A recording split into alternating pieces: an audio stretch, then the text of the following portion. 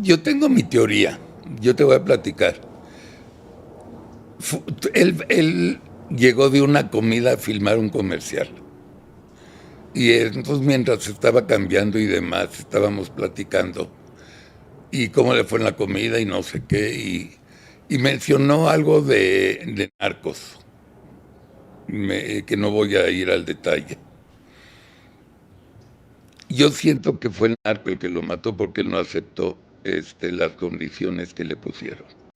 Antes de Luis Donaldo, tuve el placer de trabajar con una periodista que es extraordinaria, Norma Meraz. Mi Charlie, querido, amigo de toda la vida. Don Emilio Azcárraga me dice, oye, sales de noticieros, te vienes conmigo.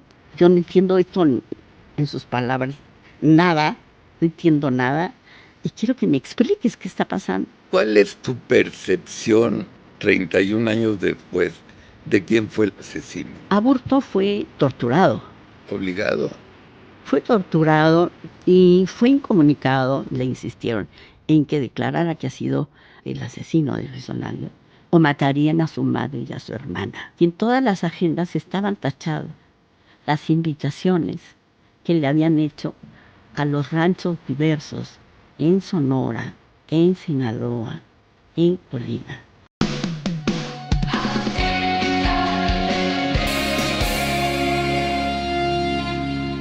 Familia Típica, muy buenos días. Hoy es domingo, hoy es día de Platicando con. Hoy, dentro de un mes aproximadamente, se conmemora el año 31 del terrible asesinato a Luis Donaldo Colosio, un ser humano extraordinario que tuve el placer de conocer, tuve el placer de hacerle la publicidad como candidato, tuve el placer de estar y conocer a su adorable Diana Laura, un hombre extraordinario con dos hijos fantásticos, Dianita y Luis Donaldo Jr.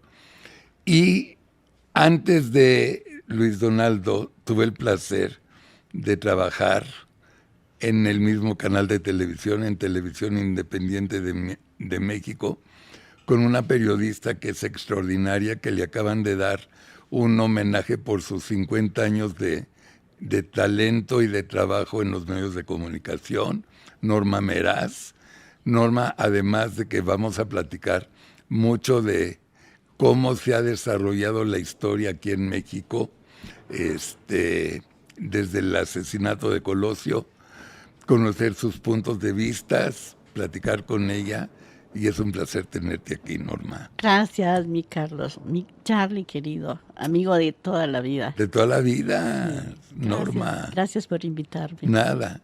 Oye, no quiero tocar ahorita así rápido el tema de Donaldo. Lo vamos a tocar porque además los dos lo vivimos muy cerca. Pero 50 años se dice fácil, ¿no? ¿Qué memorias tienes así que dices, esta entrevista, este artículo que escribí, me dejaron con una huella imborrable? Que te acuerdes, así entrevistas y eso.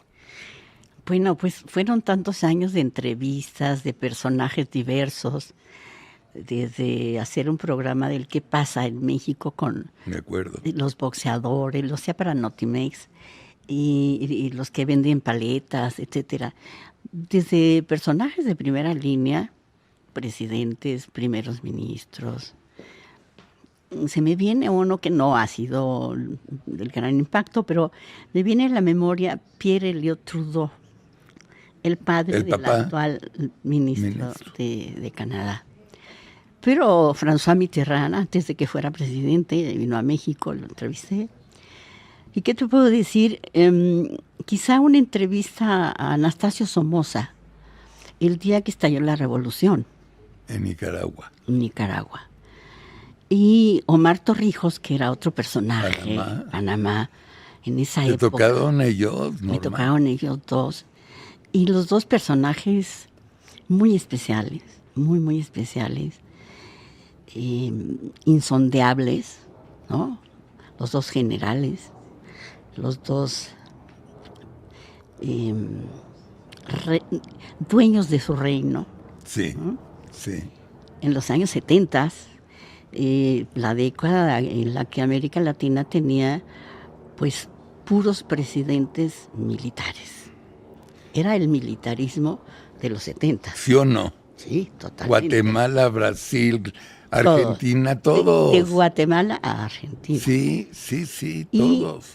Pero en el 74... Excepto México. Y luego Venezuela. También. Casualmente con Carlos Andrés Pérez. Con Andrés, sí. Que fueron las primeras andanzas de la democracia. Es cierto, Norma. En América Latina. Es cierto. ¿No? Entonces, bueno, todo ese recorrido, Henry Kissinger también. ¿Lo entrevistaste a Kissinger? Sí.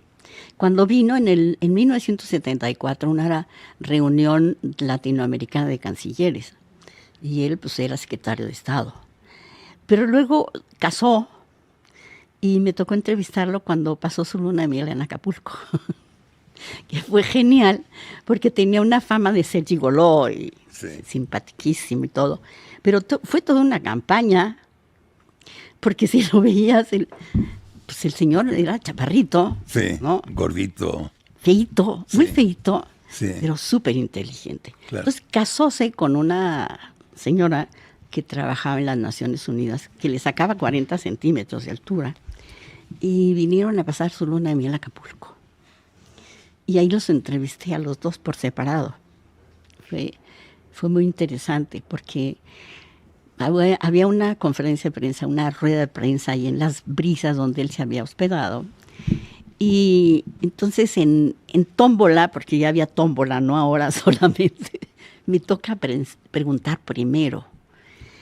Y entonces pues le pregunto que si toda aquella imagen que él tenía de gigoló y de conquistador y demás, que si era cierto o si era parte de una campaña.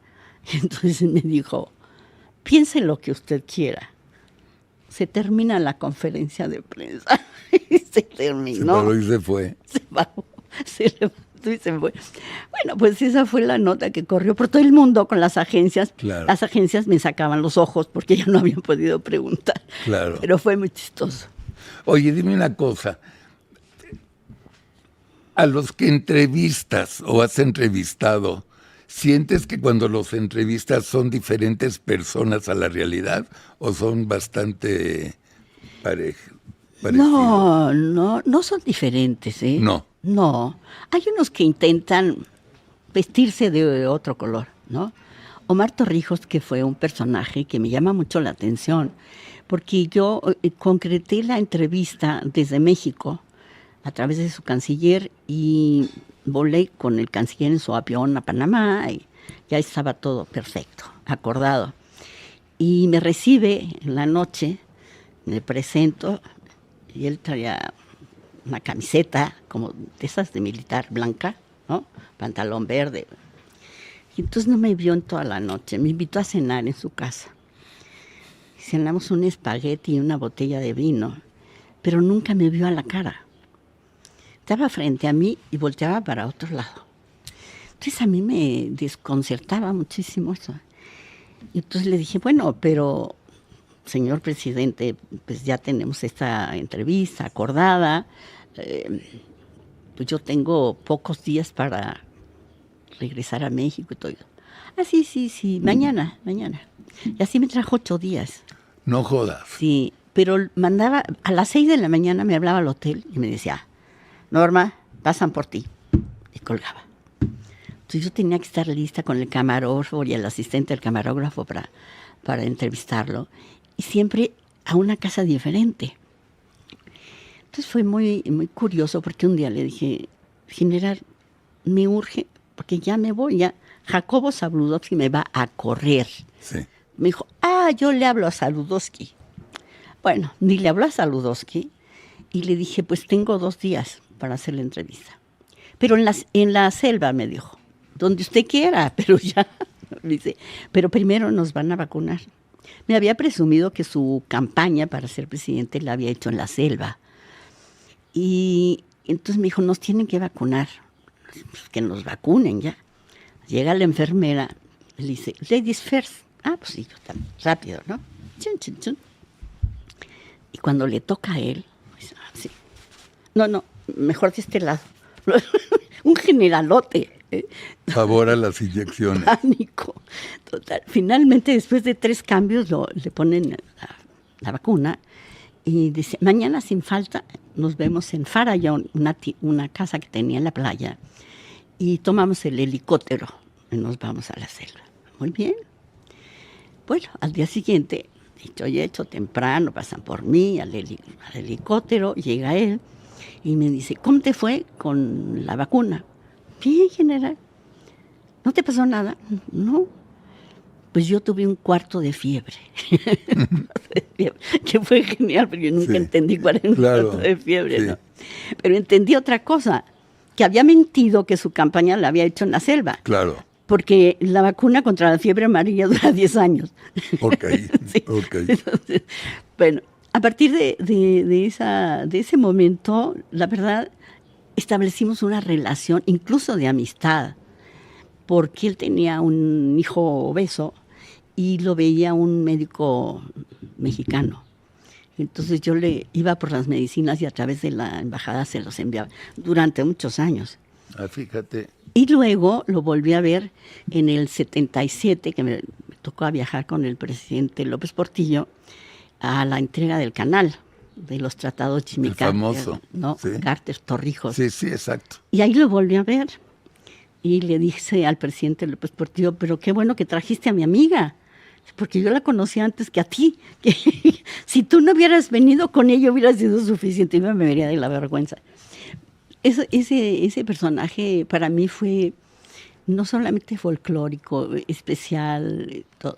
Y el otro, Somoza, un tipo especial, y la entrevisté en la mañana y en la noche estalló la revolución. ¿Y ya viste encabezada por quién? Sí. Daniel Ortega, el y aquí dictador. Está todavía. Yo conocí a Daniel Ortega como revolucionario. Por eso, él fue revolucionario para quitar la dictadura. Exacto. Él y su mujer son dictadores. ¿Así? O sea, no entiendo a qué hicieron esa revolución. Pues para permanecer en el Es poder. que los populistas, Norma, entran por la democracia y se quedan por la tiranía. Claro. Sí, no, nunca por madrazos ni nada por el estilo. Ese es el caso que me tocó ver así muy de cerca ahora a bote pronto que me sale, ¿no? Ya sé que las comparaciones son odiosas, ya lo sé. Pero hoy, ¿cómo ves a México a nivel de comunicación? Periodística, la tecnología, el internet, los medios vendidos al gobierno. Bueno, me etcétera. parece que estamos en medio de una vorágine de medios de comunicación, más no de comunicación propiamente dicha. Entendido como yo la vi, la bebí, la entendí y la ejercí, ¿no? Muchos años. Como tú has dicho ya hace un rato, ya pasó mucha agua por este puente. Pero hay tal velocidad que no somos capaces de procesar todo eso. Dicen que los viejos, en los que ya algunos de estos estamos, se nos olvidan las cosas rápidamente o de pronto no nos acordamos de un nombre, de un hecho, de un tal. Pero es que tal la cantidad que nos llega como un disco duro que no puede procesar de inmediato. Entonces no es a veces la vejestud, no, es el caudal intermitente y muchas veces insufrible, fluye a pasos agigantados de la información. En México los medios de comunicación, pues para qué repetir que son muchos, variados, muy modernos, nos ha asaltado la tecnología, pero poco se habla de temas de fondo, cada día menos, y eso me da tristeza, porque no le damos oportunidad a quien nos escucha o quien nos lee, o quien nos ve, de que tenga los elementos necesarios para sacar un juicio propio. No que lo induzcas, sino propio. Y yo crecí en una escuela diferente. Por eso es que tengo esa visión y esa apreciación ahora. A ti, en la época de Jacobo Zabludovsky y de don Emilio Papá, ¿había censura de alguna manera? O sea, ¿habían temas prohibidos que sabías que no podías tocar? No, porque, mira, yo creo que la censura era autocensura. Autocensura. Era autocensura. Jacobo nunca nos dijo, de esto no van a hablar, o de esto tampoco. Trabajamos sobre la noticia diaria.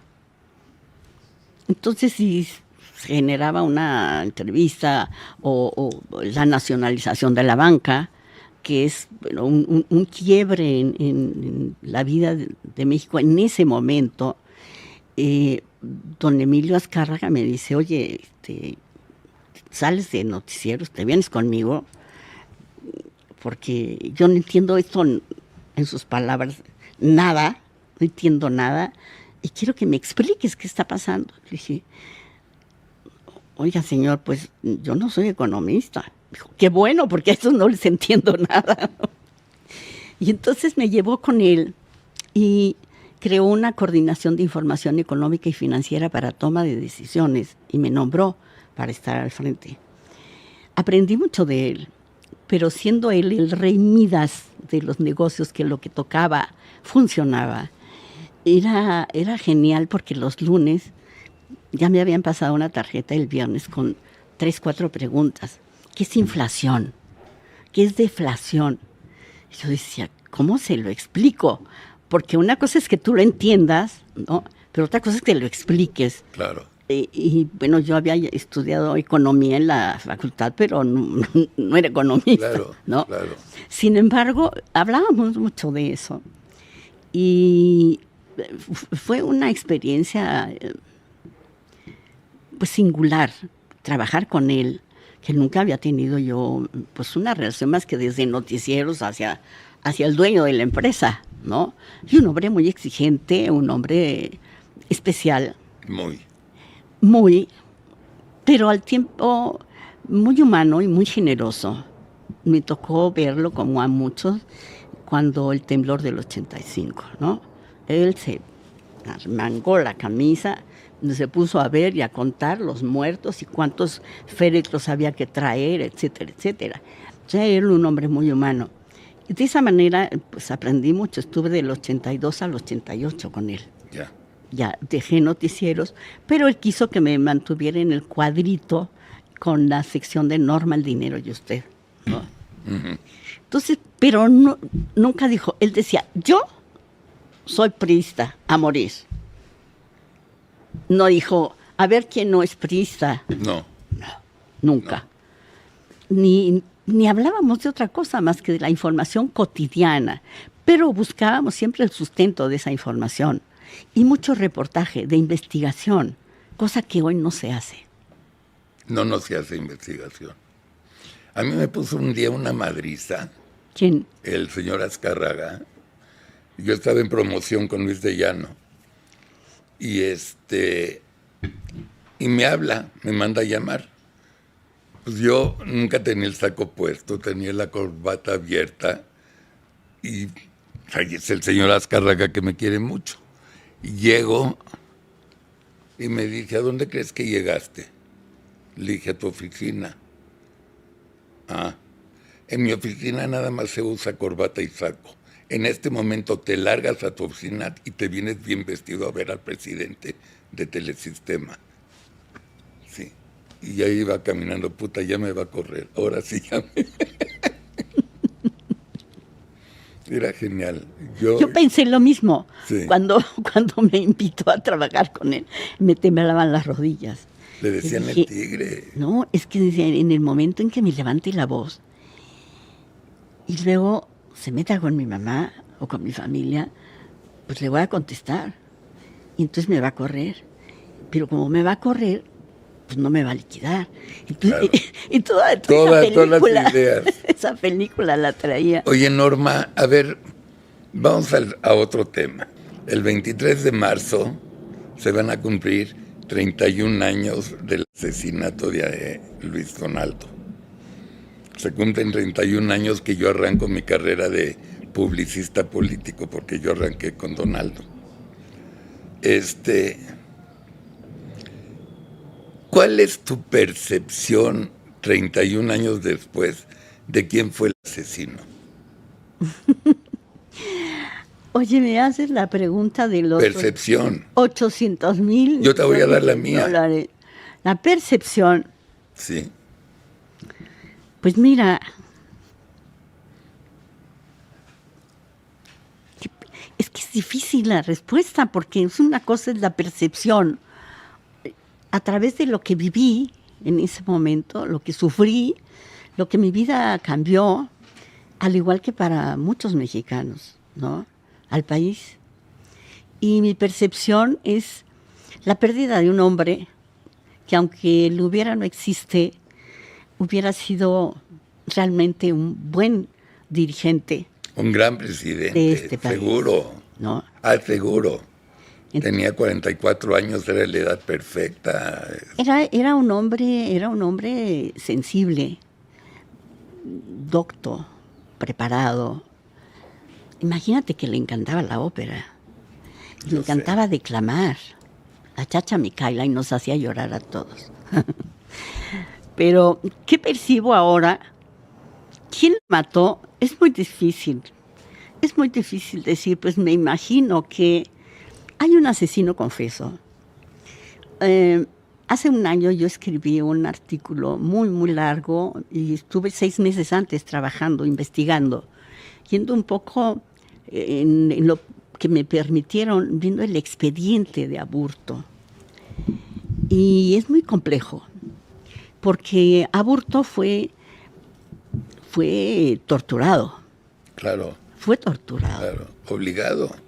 Fue torturado y fue incomunicado. Nunca le permitieron un abogado, ni una llamada, y lo obligaron a confesar que él había sido el asesino. Esto dicho por él, y consta en los documentos, no lo estoy inventando. Lo que yo voy a decir o estoy diciendo está sustentado en lo que yo leí y encontré en el expediente. Trozos de expediente, porque son cuartos y kilómetros de papeles, ¿no? Pero 6 meses me dediqué y me eché un clavado y a los reclusorios donde él estado en 4 reclusorios.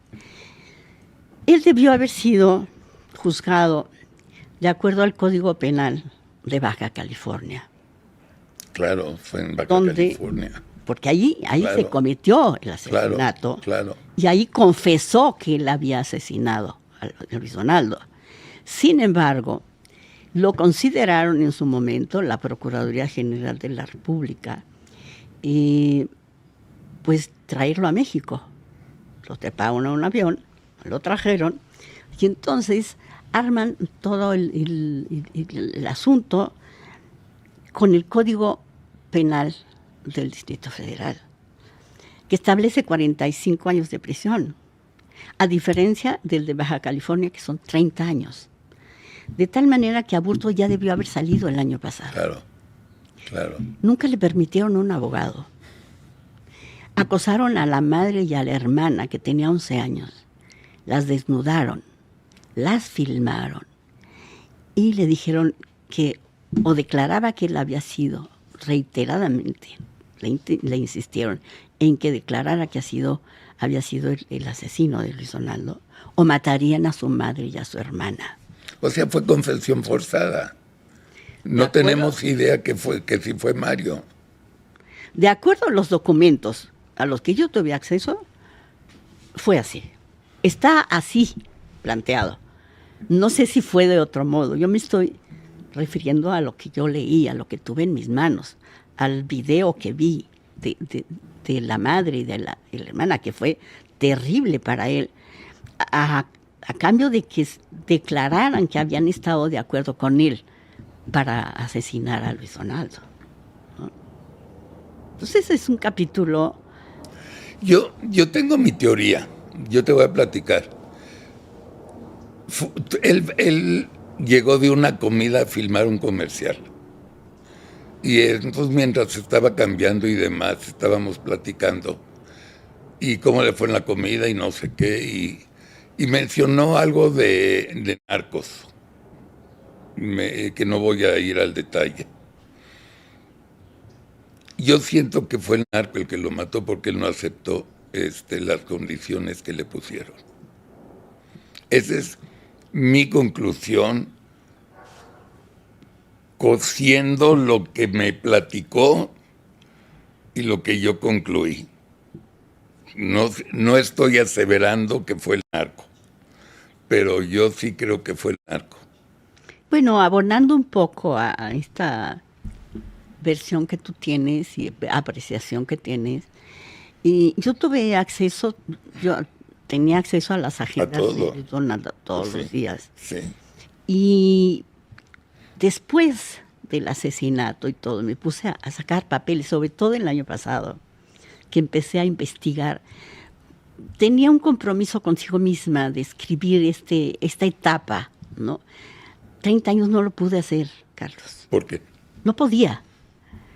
Me ponía a escribir y se me hacía un nudo aquí y otro acá en el estómago y no podía. Entonces rompía los papeles.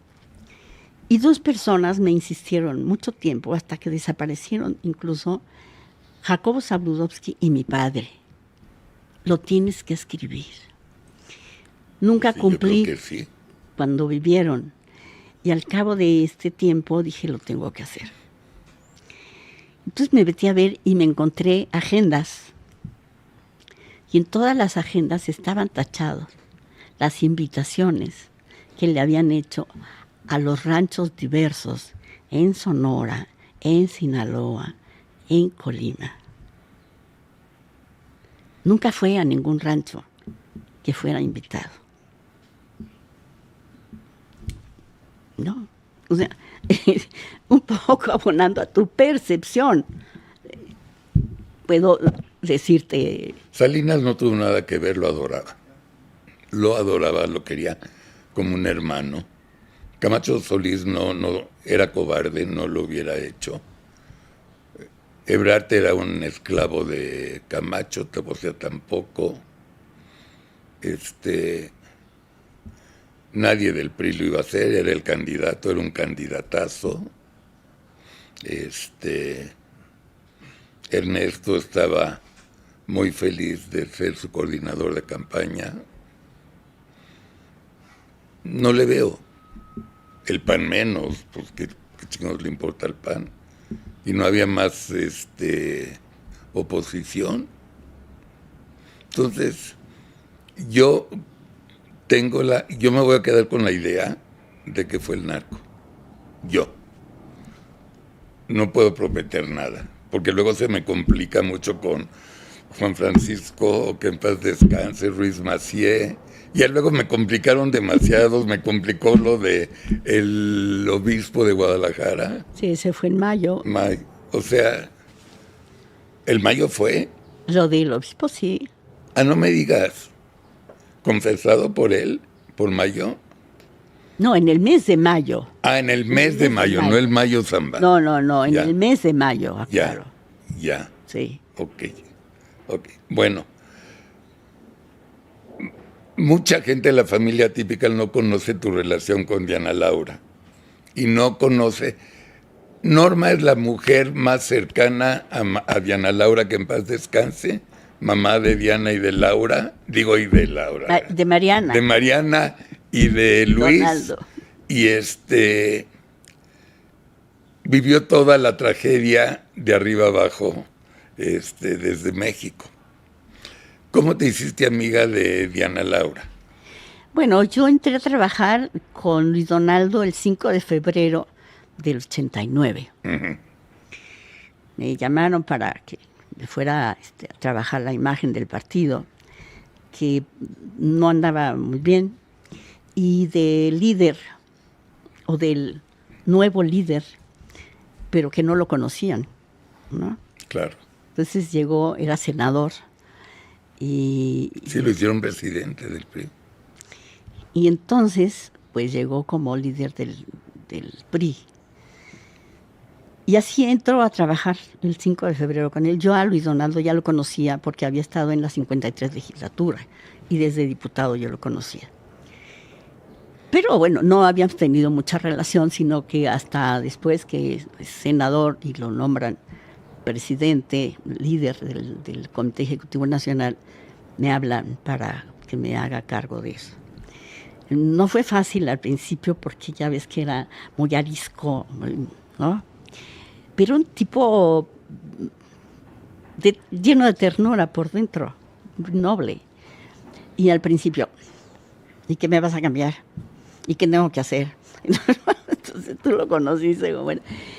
Cuando llego en febrero, Diana Laura ya está en crisis en el hospital. Ya. De tal manera que yo no la conozco en ese momento. La conozco pocos meses. ¿Era del cáncer o antes del cáncer? A ella le diagnosticaron primero hepatitis. Exacto. Y le estaban tratando la hepatitis cuando era pancreatitis. Entonces llego en ese momento justo y me dice Donaldo, oye, ¿me puedes echar? Te quiero pedir un favor diferente a esto. ¿De qué se trata?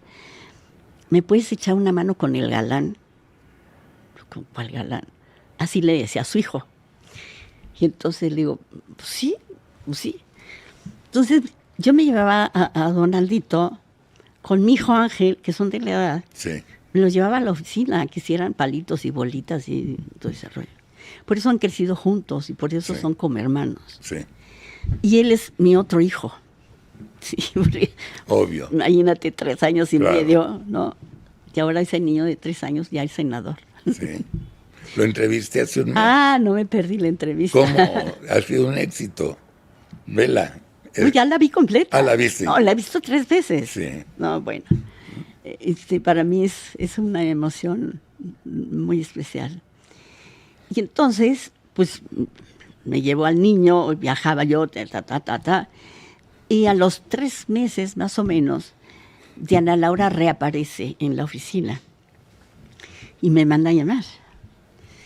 Y entonces pues, me pongo a las órdenes, yo no la conocía, y me dice, es que primero te tengo que agradecer pues, que te hayas hecho cargo de mi hijo. No, pues, oye, por favor. Entonces me dice, pero quiero que no te separes de mí. Quiero que me ayudes. Pues en todo lo que usted diga, señora. No me hables de usted, no sé qué, no sé cuánto. Entonces Luis Donaldo me pide que aparte de hacerme cargo de lo de él y de la imagen del partido, porque pues el partido estaba de a la caída, tú sabes, en esa época, y luego a él no lo conocían. Entonces hacer todo un proceso de sensibilización y de presentarlo, ¿no? O sea, hicimos como 500,000 pósters para mandar a todas las oficinas del PRI, seccionales, distritales, etcétera, etcétera, con una tarjetita, ¿no? Que él firmaba. Entonces fue curioso porque cuando empezamos a hacer las giras, llegábamos a un seccional perdido en la Lacandona y entonces tenían enmarcado, aparte de la foto de él, enmarcada la tarjeta que les había mandado. Qué buena onda. Entonces empezó, 3 vueltas le dimos al país. Pero también con Diana, dijo, ayúdala, mira, o sea, empezamos con la adicción y ya sabes lo que se trata de esto, ¿no? Y pues manejar su presencia con fortaleza, con todo eso, que le fue generando a ella una vitamina que le ayudó mucho, ¿no? Y eso nos unió mucho como amigas. Me asumió como su familia, cosa que le vivo eternamente agradecida por su cariño, por su confianza, por su sensibilidad que entregada a mí cuando nació ya Mariana.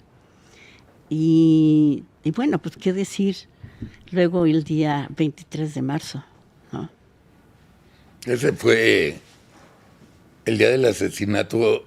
Ustedes no estaban en Tijuana, que yo me acuerdo. No, yo sí, yo me fui. ¿Tú estabas en Tijuana? Yo estaba en Tijuana porque ella quería ir a esa etapa de la campaña. Sí. Y Luis Orlando no quería, porque estaba débil, porque tenía que administrar sus energías. Y Tijuana lejísimos, claro. Sí, y entonces dijo, no, va a ser muy pesado. Y le dijo, pues yo quiero ir, y yo quiero ir, y yo quiero ir, y yo quiero ir. Todavía 8 días antes, un miércoles antes, le organicé una comida con mis amigas de Televisa, con Virginia, con Pati Suárez, con Lola Ayala, con Rita Ganem, etcétera, etcétera. Y entonces le dijimos que faltaba Talina, porque ella vivía en Tijuana. Sí, yo sé. Entonces dijo, pues quiero hablar con ella para conocerla. Entonces ya la comuniqué con Talina y le dice, oye, pues ¿cuándo vienes? Le dijo a Diana, dijo, pues sí voy a ir, pero primero quiero que vayas a acompañar a mi marido, porque va a tener una campaña ahí, un discurso, entonces ve a echarle porras. Y entonces dijo, es que si voy, me le voy a colgar a besos, le dijo a Talina. Sí.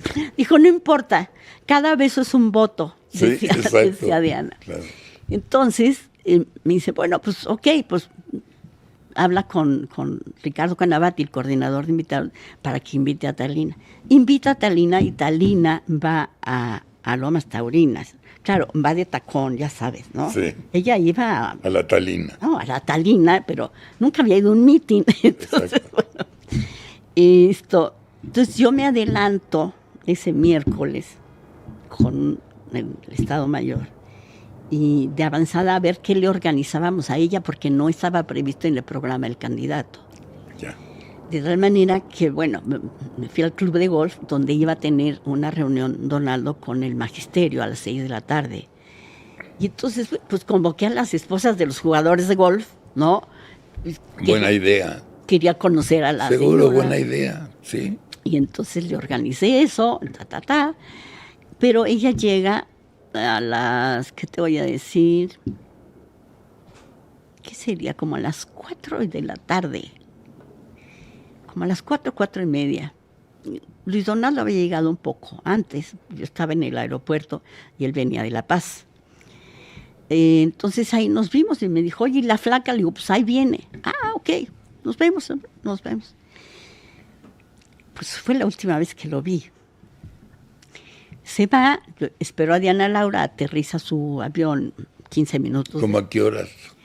A las 5 de la tarde, 4:45.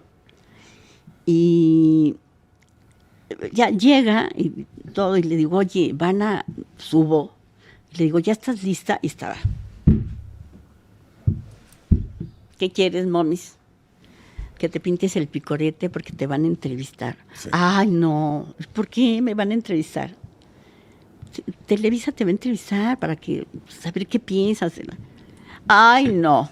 Es que hoy es el día más feliz de mi vida. Mira, salí de mis exámenes médicos y no tengo ni orzuela.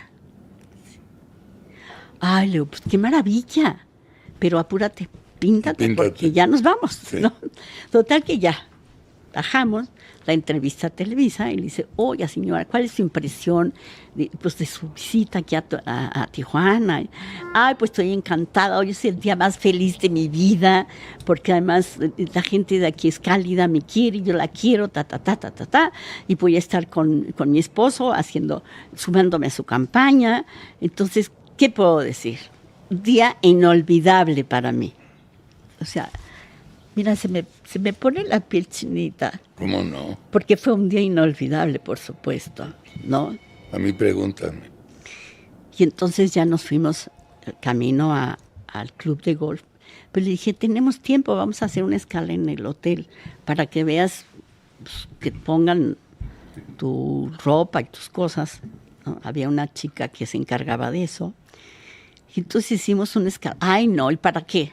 Parecía niña chiquita, haciendo berrinche y todo, pero era muy divertida. Y entonces hago que se baje del automóvil, la camioneta, subimos, abren la puerta de su suite, entra con la persona que le manejaba su ballet, y yo me quedo en la puerta, frente a otra puerta, en un pasillo, frente a la puerta de otra habitación donde estaba el Estado Mayor, con toda la telecomunicación y todo esto. Entonces me quedé así esperando a que saliera. Y de pronto escucho que alguien viene en el pasillo. Ya ves que todos los pasillos de los hoteles son oscuros, ¿no? Sí, claro, rectos y oscuros. Entonces veo que se acerca alguien así jadeante. ¿Quién es, no? Se acerca Beto Villescusa, un amigo de Luis Donaldo, de Sonora. Y se había sentido mal en días anteriores. Y cuando lo veo le digo, Beto, que le está dando un infarto, ¿no?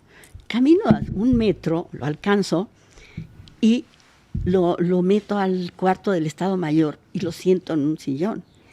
Y le digo, dime, ¿qué pasa? ¿Cómo te sientes? Me dice, Donaldo. Digo, ¿qué pasa?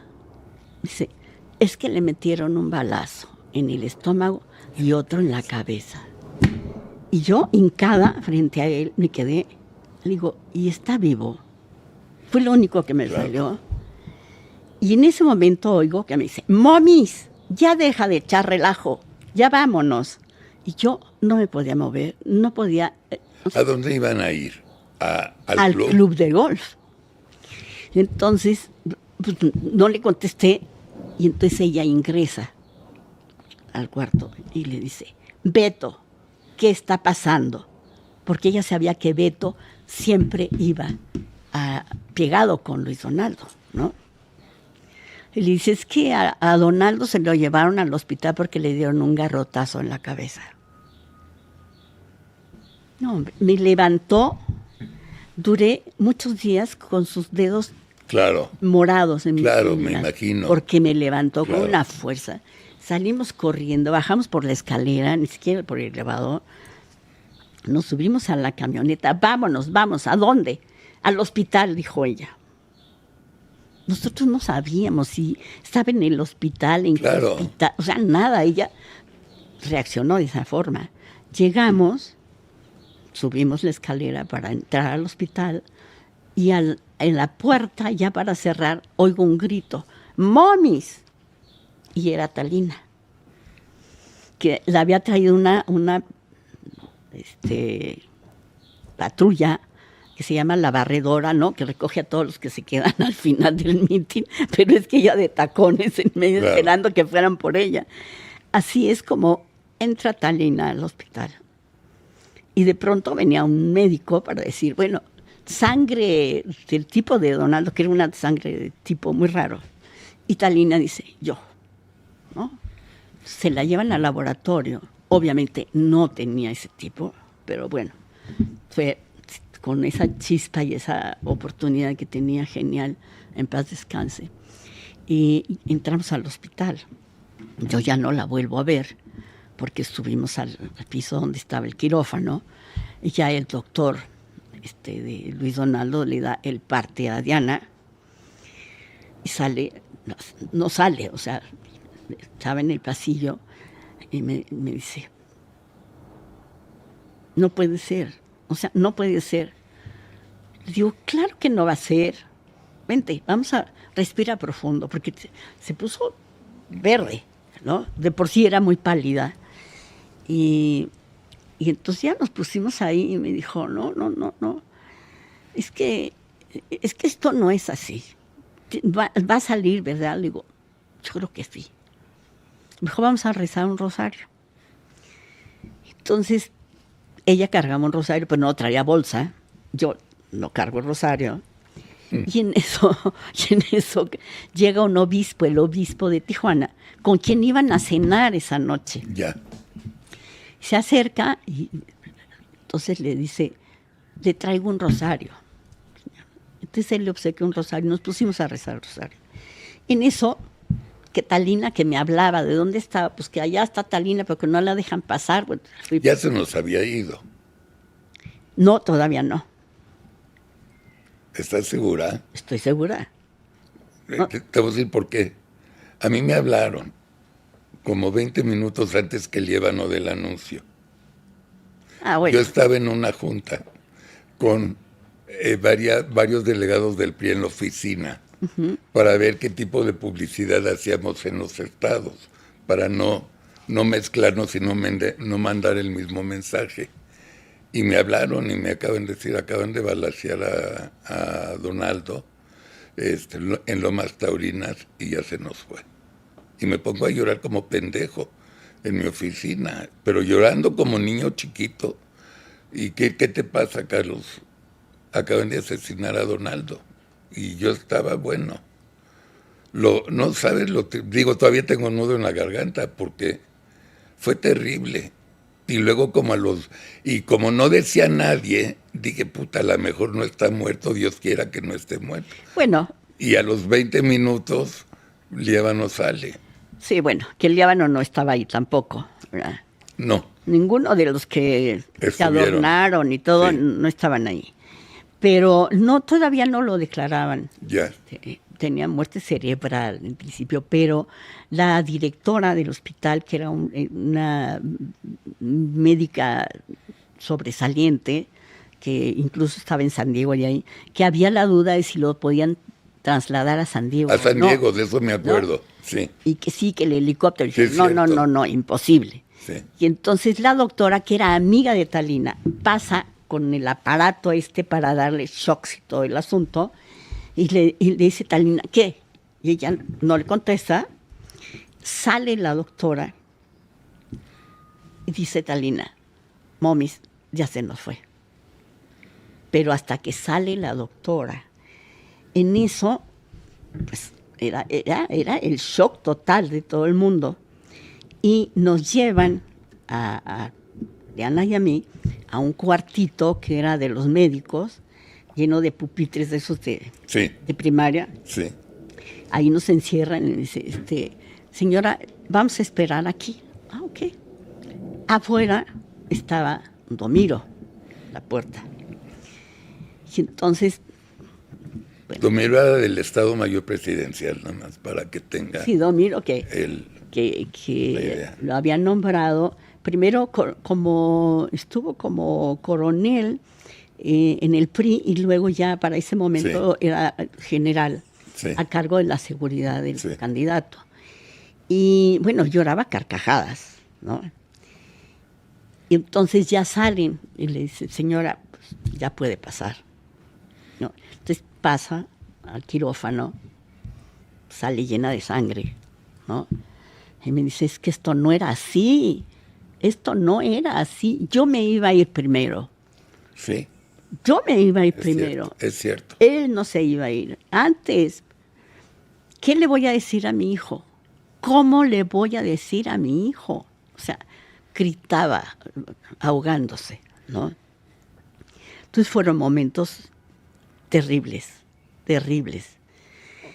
Y entonces dice, ¿quién está afuera? Le digo, Domiro. Dile a Domiro que necesito el reloj y la navaja de mi marido, porque son de mi hijo. Que los rescate.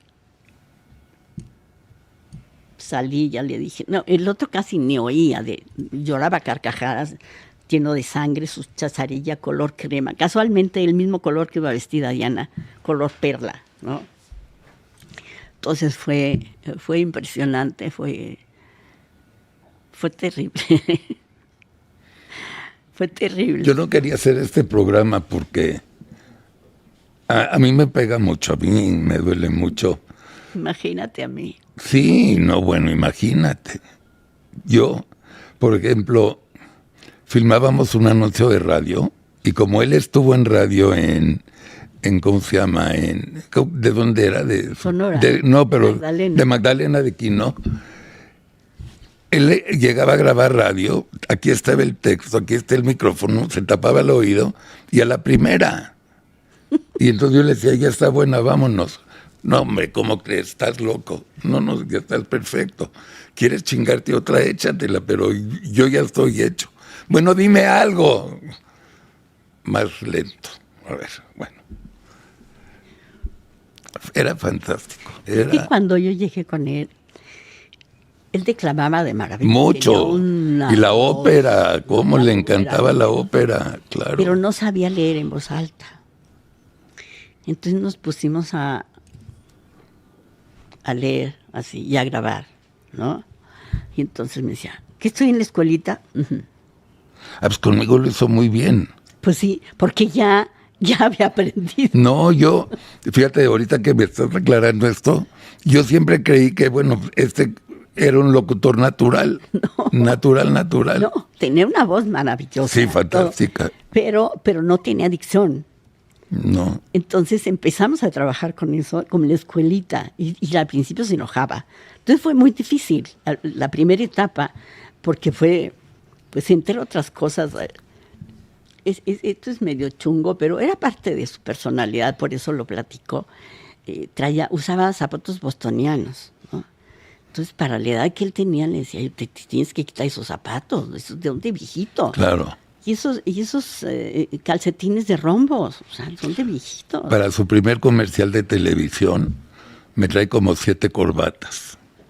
Una pinche corbata de Versace, no mames, era puntitos y rayas. Y rayitas. Entonces agarro, me quedo con ella, le dije, esta no la vuelvas a usar en tu puta vida. ¿Qué te pasa? Es Versace. Yo me quedo con ella para asegurarme que ni se te ocurre usarla nunca. Luego se la mandé a Luis Chico. Ahí la tiene ya. Ahí la guardé. Bueno, entonces así empezamos con la dicción. Y bueno, logró una dicción maravillosa. Sí, con ese borde que tenía, bueno, el discurso del 6 de marzo, esta prueba fehaciente. Perfecto. ¿No? Y a la Limón, pues fueron 3 etapas para contarle a los chinos. Que no se dejaba. No se dejaba. No se dejaba. Pero fue todo una etapa maravillosa. Gran ser humano. Extraordinario hijo, padre, esposo, compañero. Y realmente se convirtió en el gran líder. Sin duda. Sin duda, ¿eh? Sin duda. Mira, desgraciadamente el que hubiera no existe. Pero yo te adelanto 2 cosas. Si Donaldo hubiera sido presidente y Mid hubiera sido presidente en lugar de López Obrador, este país estaría en las nubes ahorita. No con las mamadas de la 4T. Norma, gracias por venir, mi amor. No, gracias por invitarme, pero pues has hecho que llegue a una catarsis que siempre me duele. Ya lo sé, a mí también. Y ahora que se van a cumplir 31 años, bueno, parece que fue ayer, ¿eh? Mira, para ti fue tremendo por la cercanía tan cercanísima. Y para mí fue igual de extraordinario porque fue el inicio de una etapa mía nueva que era la publicidad política. O sea, y no lo puedes borrar de tu memoria. No, claro, no, yo lo no hay sé, forma, yo lo sé. No hay forma. Lo sé. Y luego la forma que retomamos Ernesto y yo, que decidí dejar el eslogan de bienestar para tu familia, que era para Donaldo, se lo dejamos a Ernesto en homenaje a Donaldo. Fue un rollo. Luego ya, un día les platico otras confesiones, pero ahorita no tengo ganas. Te quiero. Gracias. Gracias, Norma Meraz. Esta entrevista es bien importante porque yo les digo que nadie más que Norma estuvo más cerca en esta desgracia que México vivió. Te quiero, Norma, gracias. Buenas noches.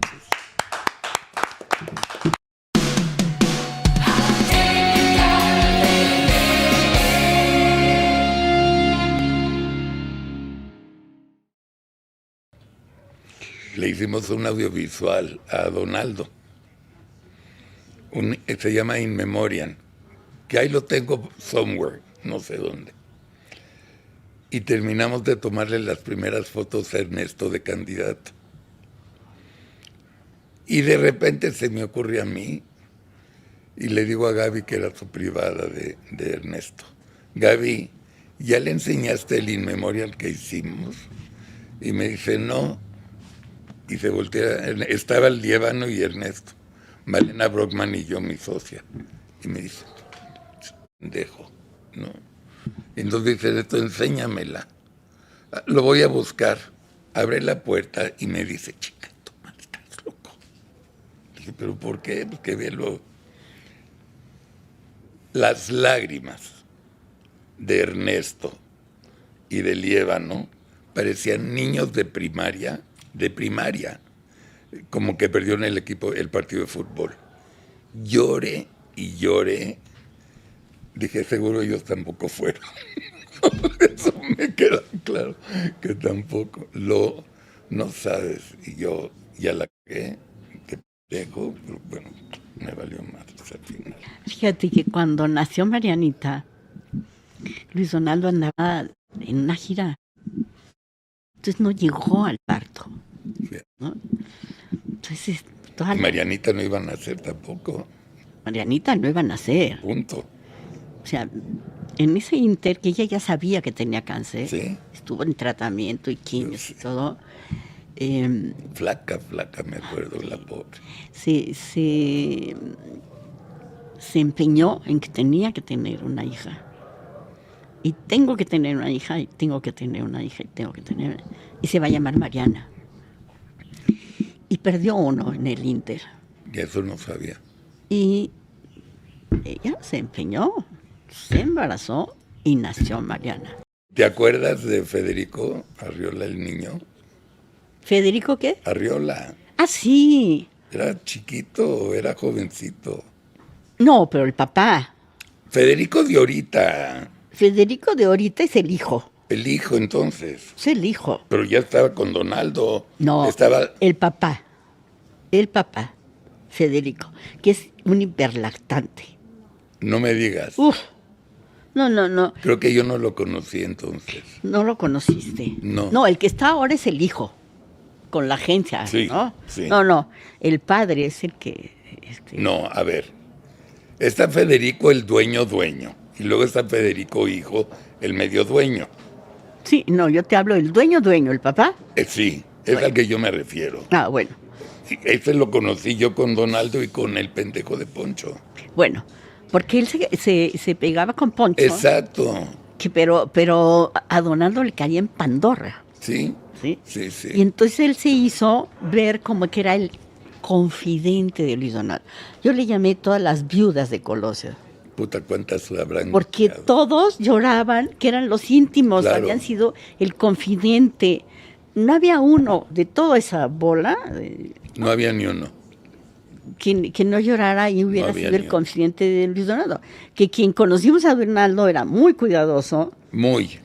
Y no se abría así como que fácilmente, menos con su vida más privada, ¿no? Y yo con Ernesto, la relación que tuvimos de amor y odio, eso te lo platico en la comida. No sabes qué difícil todo. Y luego cuando me fui con Madrazo, la encabronada de Cedillo. Familia Tipical, muy buenos días. Antes de empezar a leer mi telegrama semanal, quiero compartir con ustedes una súper feliz noticia. Mañana, viernes 14 de febrero, Día de la Amistad, Atypical celebra 4 años de vida. 4 años que hubieran sido absolutamente imposibles de llegar si no es por su apoyo, su cariño, su amistad, su apoyo económico para que sigamos trabajando y sobre todo su solidaridad. A nombre de todo el personal que colabora en Atypical, les queremos dar las gracias por su amor y por su cariño. Y estoy seguro que vamos a seguir siendo la gran familia Atypical muchos, pero muchos años más. Bien, ahora sí, leamos el telegrama. La cabeza dice telegrama dirigida a todos los mexicanos y entre paréntesis, abróchense sus cinturones. Tengo un pequeño prólogo. Hoy, con la aprobación del Senado, el Infonavit les va a robar sus ahorros. Si yo fuera ustedes, sacaría hoy mismo esa lana antes de que la 4T se los agandalle. Conste que lo dijimos a tiempo. Bien, vamos a empezar, familia Atypical, con el telegrama semanal. Estimados amigos, lo que les voy a decir en mi telegrama semanal no son inventos míos, son datos que antier publicó Transparencia Mexicana y Transparencia Internacional de Corrupción en su Índice Anual de Percepción de la Corrupción 2024. O sea, último año de López Obrador, primer año de Claudia. ¿Están listos? Agárrense bien. México obtuvo 26 puntos sobre 100 puntos posibles de calificación. Les repito, México tuvo solamente 26 puntos sobre 100 puntos. México ocupa en esta calificación el lugar 140 sobre 180 países. Ojo, 140 sobre 180 países. O sea, de 180 países, México ocupa el lugar 140. Esto es con López Obrador y con Claudia. En el fin de sexenio de Peña Nieto, que México ocupaba también un deshonroso lugar, que era el 121 sobre estos mismos 180 países. O sea, Peña Nieto lo dejó en 121, Andrés y Claudia lo llevaron al 140, 19 lugares. En la OCDE, México ocupa el último lugar entre los 38 países que componen esta organización. O sea, el peor país calificado, o sea, también el primer lugar en corrupción. En el G20, que es el grupo de los 20 países más industrializados, que incluye a la Unión Europea más 19 países más, México, están sentados, ocupa el penúltimo lugar. Solamente nos gana Rusia. En América Latina le ganamos nada más, fíjense a quién le ganamos: Guatemala, Haití, Paraguay, Honduras, Nicaragua y Venezuela. Los demás países nos ganan. En 2023, con datos del INEGI, que ya va a desaparecer, el 83% de los mexicanos decía que se debe hacer más en el combate a la corrupción. Estimados amigos, ahora sí, con estos datos oficiales, ¿ya me creen que Morena y la 4T son una mierda de ineptos, resentidos, que no saben gobernar? Abran sus ojos. Aún es tiempo para llegar a la elección intermedia y quitarles a estas ineptas basuras la mayoría calificada. Familia Typical, muchas gracias por estar con nosotros, por seguir con nosotros. Disfruten la programación de Atypical y nos veremos Dios mediante el próximo jueves. Mil gracias.